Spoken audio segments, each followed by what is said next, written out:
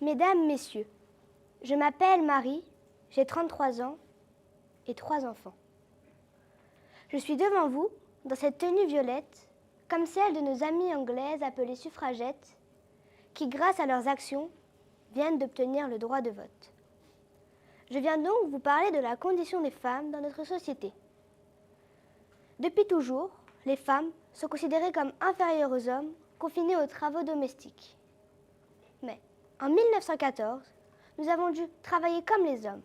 Pendant plus de 4 ans, nous avons servi notre pays. Alors, pourquoi n'avons-nous pas le droit de voter? Pourquoi n'avons-nous pas le droit d'exprimer notre opinion? Pourquoi n'avons-nous pas les mêmes droits?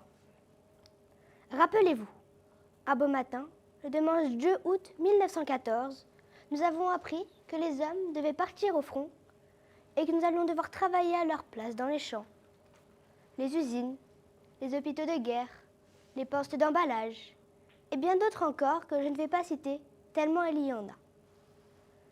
Moi, mon premier poste était dans une usine de construction d'obus. Je faisais partie des munitionnettes avec beaucoup d'autres.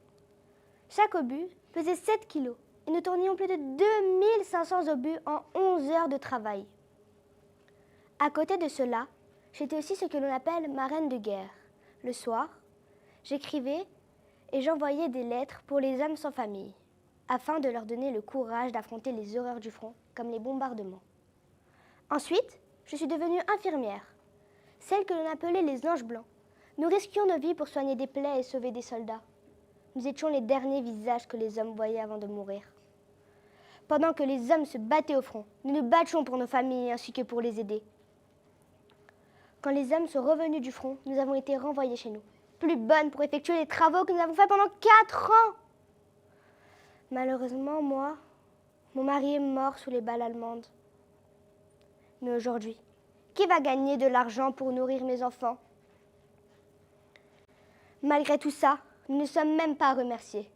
On ne nous accorde même pas le droit de vote, alors que nous étions indispensables durant la guerre. Ce que nous subissons est une énorme injustice. On s'est battu pour la France. La France doit se battre pour nous. C'est pourquoi je vous demande de vous habiller en violet ce dimanche. Rassemblons-nous pour une grande manifestation en faveur du droit de vote pour toutes les femmes. Vous pouvez même porter un petit accessoire pour montrer votre soutien aux femmes. Je finirai en vous rappelant la devise de notre pays. Liberté, égalité, fraternité. Mais à quoi sert notre devise si les hommes et les femmes n'ont pas les mêmes droits?